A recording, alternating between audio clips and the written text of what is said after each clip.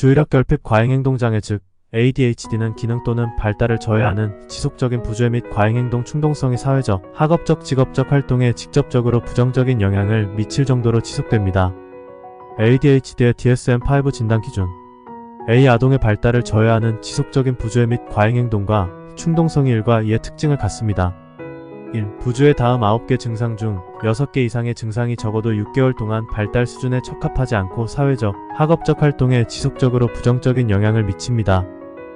세부적인 면에 면밀한 주의를 기울이지 못하고 학업 또는 다른 활동에서 부주의한 실수를 저지릅니다. 예, 세부적인 것을 못 보고 넘어가거나 놓침, 작업이 부정화, 비과제를 하거나 놀이를 할 때 지속적으로 주의 집중을 할 수 없습니다. 예, 강의 대화 또는 긴 글을 읽을 때 계속해서 집중하기가 어려움. 시 다른 사람이 말을 할 때 경청하지 않는 것처럼 보입니다. 예, 명백하게 주의 집중을 방해하는 것이 없는데도 마음이 다른 곳에 있는 것처럼 보임. D. 지시를 완수하지 못하고 학업에서의 과제를 수행하지 못합니다. 예, 과제를 시작하지만 빨리 주의를 잃고 쉽게 곁길로 샘. 이 과제와 활동을 체계화하는 데 어려움이 있습니다. 예, 순차적인 과제를 처리하는 데 어려움, 물건이나 소지품을 정리하는 데 어려움, 지저분하고 체계적이지 못한 작업, 시간 관리를 잘하지 못함, 마감 시간을 맞추지 못함. F. 지속적인 정신적 노력을 요구하는 과제에 참여하기를 피하고 싫어하거나 저항합니다. 예, 학업 또는 숙제, 후기 청소년이나 성인의 경우에는 보고서 준비하기, 서류 작성하기, 긴 서류 검토하기, 지 과제나 활동에 꼭 필요한 물건들. 예, 학습과제, 연필, 책, 도구, 지갑, 열쇠, 서류 작업, 안경, 휴대폰을 자주 잃어버립니다. H. 외부 자극, 후기 청소년과 성인의 경우에는 잡생각이 포함될 수 있음에 의해 쉽게 산만해집니다.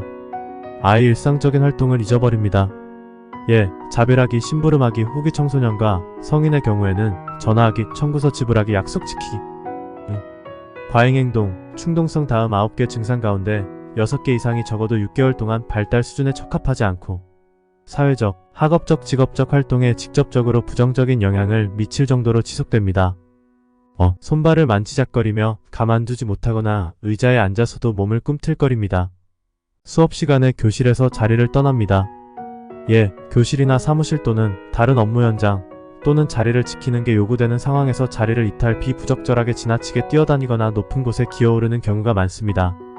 조용히 여가 활동에 참여하거나 놀지 못합니다. 시 끊임없이 활동합니다. 예, 음식점이나 회의실에 장시간 동안 가만히 있을 수 없거나 불편해할 다른 사람에게 가만히 있지 못하는 것처럼 보이거나 가만히 있기가 어려워 보일 수 있음. D. 지나치게 수다스럽게 말할 때가 있습니다. 질문이 끝나기 전에 성급하게 대답하는 경향이 있습니다. 예, 다른 사람의 말을 가로챔, 대화 시 자신의 차례를 기다리지 못함. 이 자신의 차례를 기다리지 못하는 경우가 잦습니다. 다른 사람의 활동을 방해하거나 침해합니다. 예, 대화나 게임 활동에 참견함, 다른 사람에게 묻거나 허락을 받지 않고 다른 사람의 물건을 사용하기도 함. 청소년이나 성인의 경우 다른 사람이 하는 일을 침해할 수 있음. B. 몇 가지의 부주의 또는 과잉행동, 충동성 증상이 12세 이전에 나타납니다. C. 몇 가지의 부주의 또는 과잉행동 충동성 증상이 2가지 또는 그 이상의 환경에서 존재합니다. 예, 가정, 학교나 직장, 친구들 또는 친척들과의 관계에서.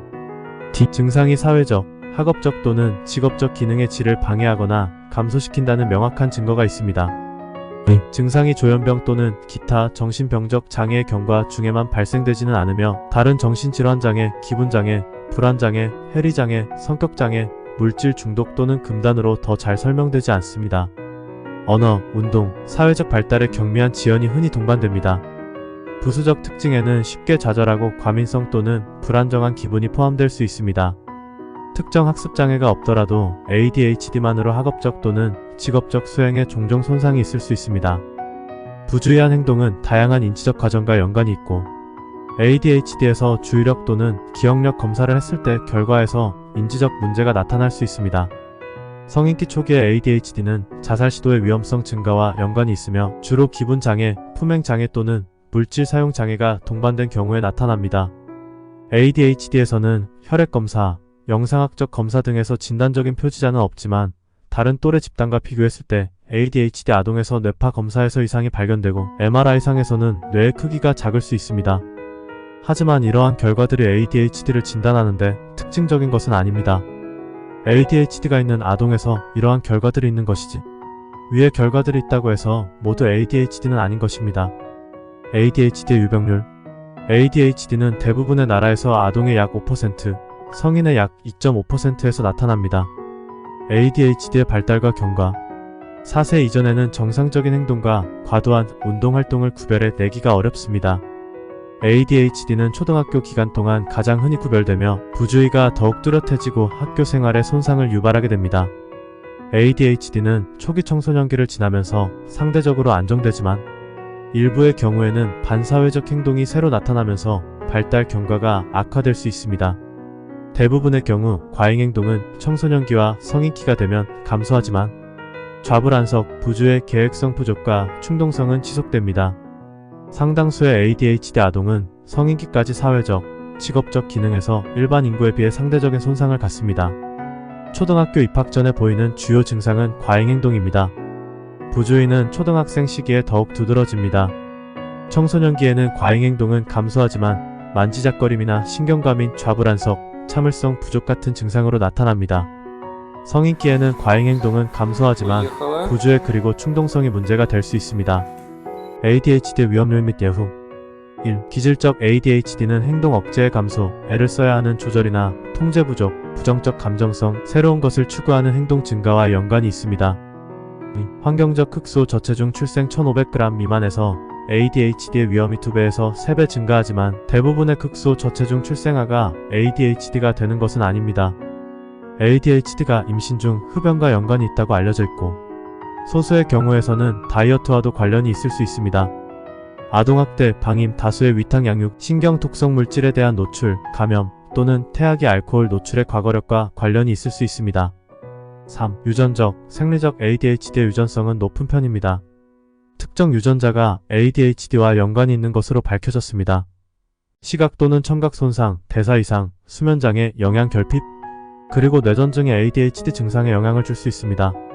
4. 경과에 영향을 주는 인자 아동기 초기 때 가족 간의 상호작용 양상이 ADHD를 야기하는 것은 아니지만 ADHD의 경과에 영향을 주거나 품행 문제 발생에 2차적으로 기여할 수 있습니다. ADHD의 기능적 결과. ADHD는 학업 수행, 학업 성취를 저하시키며 사회적 거부와도 연관이 있습니다. 성인에서는 낮은 직업적 수행, 성취 참여를 보이며 대인관계에서의 갈등을 증가시킬 뿐만 아니라 직업을 가지지 못할 가능성도 증가합니다. ADHD가 있는 아동은 그렇지 않은 또래에 비해 품행장애, 반사회성 성격장애가 나타날 가능성이 더 높고 그 결과 물질 사용장애와 법적 문제의 가능성도 증가합니다. 지속적인 노력이 필요한 과제에 대해 종종 다른 사람들에게 나태하고 책임감이 부족하며 협동심이 없는 것처럼 보이기도 합니다. 또래 관계에서도 잘 어울리지 못하고 무시를 당하거나 놀림을 받을 수 있습니다. ADHD가 있는 경우에는 학교 교육을 덜 받게 될 수 있으며 부족한 성취, 지능 지수의 감소가 나타날 수 있습니다. 심각한 경우에는 증상으로 인해 사회적, 학문적, 일상생활에서 적응에 손상이 뚜렷합니다. 부주의 증상으로 인해 학교 관련 문제와 충동적인 가해는 과잉행동 또는 충동성 증상이 있을 때 두드러집니다. ADHD의 치료. ADHD는 약물 치료가 가장 효과가 있는 것으로 알려져 있습니다.